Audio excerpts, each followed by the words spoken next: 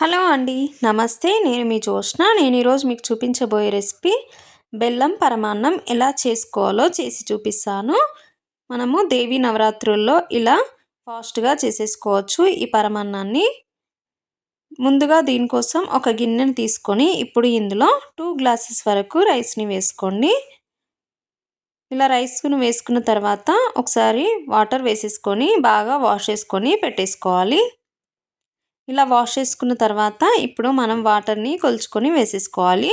నేను 2 గ్లాసెస్ రైస్కి 5 గ్లాసెస్ వరకు వాటర్ని వేసుకుంటున్నాను. అన్నం మంచిగా మెత్తగా అవుతుంది.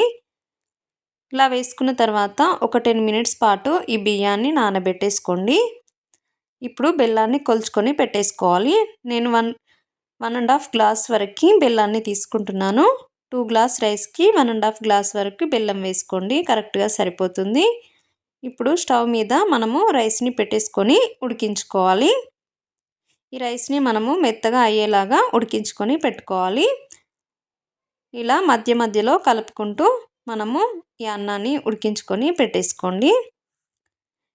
ఇది కాస్త దగ్గరకు వచ్చేంత వరకు ఉడికించుకోండి.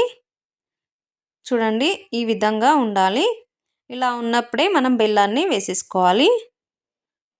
చూడండి, ఇలా ఉంటే సరిపోతుంది. ఇప్పుడు మనం ఇందులో బెల్లాన్ని వేసేసుకుందాము.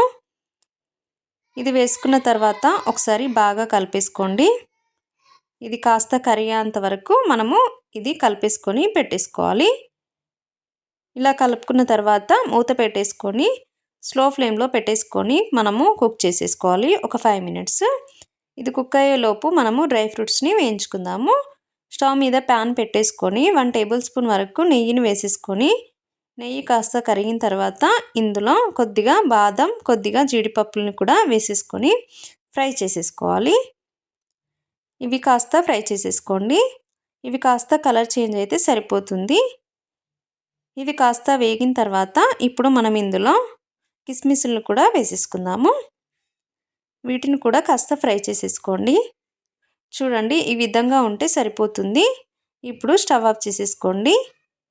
ఇప్పుడు మనం రైస్ని చూసేసుకుందాము. చూడండి, ఇది కాస్త దగ్గరకు వచ్చేసింది. ఇప్పుడు మనం ఇందులో చిన్న గ్లాస్ వరకు పాలను వేసేసుకోండి, సరిపోతుంది. ఈ పాలు వేసేసుకున్న తర్వాత మూత పెట్టేసుకొని కుక్ చేసేసుకోండి ఒక 5 మినిట్స్ పాటు. 5 మినిట్స్ తర్వాత మూత తీసేసుకొని చూసేసుకుందాము.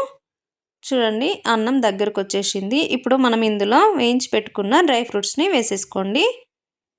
నేను బెల్లన్నం కలర్ కోసము కొద్దిగా బెల్లం పౌడర్ని వేసేసుకున్నానండి. ఒక 1 టీ స్పూన్ వరకు వేసేసుకోండి. ఇది మీ ఆప్షనల్. ఇది వేసుకున్న తర్వాత ఇప్పుడు ఒకసారి మూత పెట్టేసుకొని ఒక 2 మినిట్స్ తర్వాత స్టవ్ ఆఫ్ చేసేసుకోవడమే. అంతేనండి, చాలా సింపుల్గా చేసేసుకోవచ్చు. రెడీ అయిపోయింది. మనం ఈ కన్సిస్టెన్సీలో ఉండగానే స్టవ్ ఆఫ్ చేసేసుకోండి. చల్లారిన తర్వాత ఇంకా దగ్గరకు వచ్చేస్తుంది. అంతేనండి. ఈ వీడియో మీకు నచ్చితే లైక్ చేయండి, సబ్స్క్రైబ్ చేసుకొని సపోర్ట్ చేయండి. Thank you for watching.